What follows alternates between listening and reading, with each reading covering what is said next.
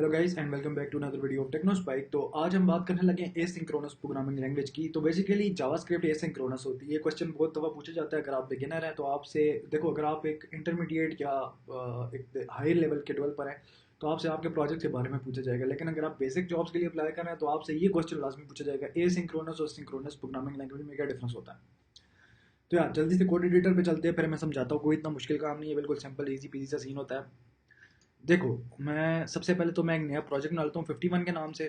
तो मैं पहले सबसे पहले बैक एंड पे जाता हूँ और इसकी मतलब एक डायरेक्टरी बैक जाता हूँ। यहाँ पे एक नई डायरेक्टरी क्रिएट करता हूँ 51, और इसका नाम रख लेते हैं ए सिंक। इस पे दो लेक्चर्स होने लगे हैं, इसलिए थोड़ा सा जो है ना आपको पेशेंस रखनी पड़ेगी। ए सिंक लेक्चर 1।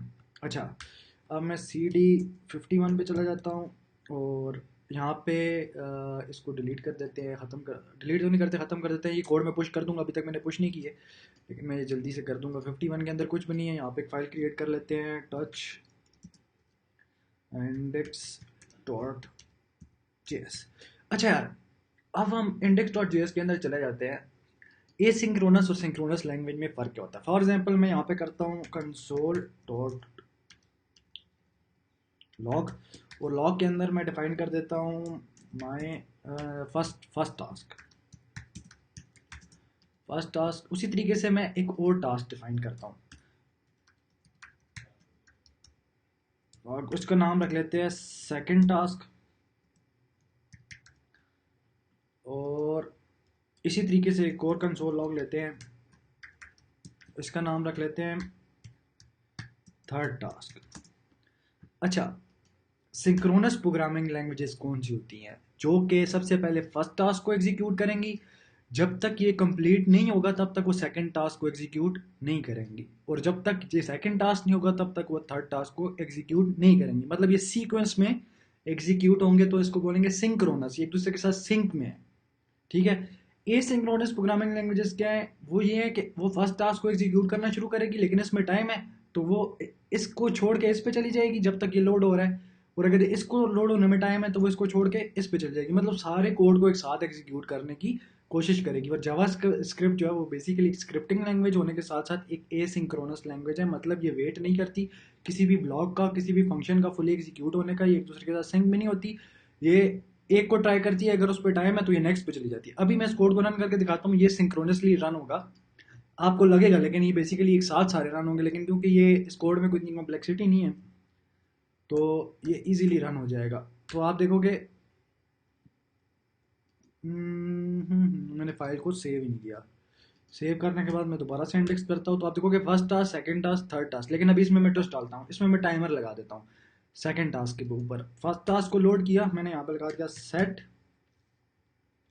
Time out. और टाइम आउट जो है हमारे पास एक फंक्शन, एरो फंक्शन इनपुट लेता है। और किधर गया एरो फंक्शन, एक बनाना है यहाँ पे।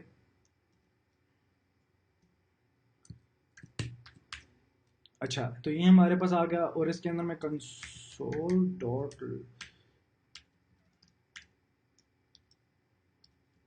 लॉग करवा दिया, और यहाँ पे करवा दिया जी सेकंड टास्क। इसको यहाँ से कर दूंगा ख़त्म। ठीक है, और यहाँ पे एक और पैरामीटर भी ये लेगा। उस पैरामीटर में हम 2000 पास कर देते हैं, 2 सेकंड का ये वेट करे। अच्छा, अब सिंक्रोनस लैंग्वेज में क्या होना चाहिए कि फर्स्ट टास्क आया, उसके बाद 2 सेकंड के लिए सब कुछ रुक जाए, 2 सेकंड बाद कंसोल लागो सेकंड टास्क, फिर थर्ड टास्क हो। लेकिन अगर मैं इस कोड को रन करूंगा यहाँ पे तो आप देखोगे कि सबसे पहले हमारे पास फर्स्ट टास्क हुआ, फिर थर्ड टास्क हुआ, फिर सेकंड टास्क हुआ। देखो, उसने फर्स्ट टास्क को रन किया, इधर आया, उसने देखा इस पे 2 सेकंड का टाइम है, उसने इसका वेट करने की बजाय डायरेक्ट थर्ड को प्रिंट किया, और उसके बाद उसने जब वो उसका टाइम पूरा हो गया तो थर्ड को प्रिंट किया। तो बेसिकली ये एसिंक्रोनस लैंग्वेज का ये काम होता है। तो जावास्क्रिप्ट इसलिए फास्ट है क्योंकि वो एसिंक्रोनस है, वो किसी चीज़ का वेट नहीं करती।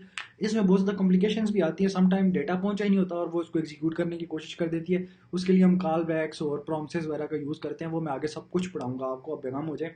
फॉर द टाइम बिंग ये बात याद रखें, आपसे अगर इंटरव्यू में ये पूछा जाता है कि जावास्क्रिप्ट एक सिंक्रोनस लैंग्वेज है या एसिंक्रोनस लैंग्वेज है, तो आप बताएंगे ये एसिंक्रोनस लैंग्वेज है। अब वो पूछेंगे एसिंक्रोनस लैंग्वेजेस क्या होती हैं, तो जो एक कोड ब्लॉक का वेट नहीं करती एग्जीक्यूट होने का, बल्कि सब कोड ब्लॉक्स को एक साथ एग्जीक्यूट कर देती हैं। उसको एसिंक्रोनस लैंग्वेज कहते हैं। जबकि सिंक्रोनस वो होती हैं कि जितने कोड ब्लॉक्स हैं वो जिस सीक्वेंस में पड़े हैं उसी सीक्वेंस में चलेंगे, जब तक एक कोड ब्लॉक एग्जीक्यूट नहीं होगा वो नेक्स्ट वाले पे नहीं जाएंगे।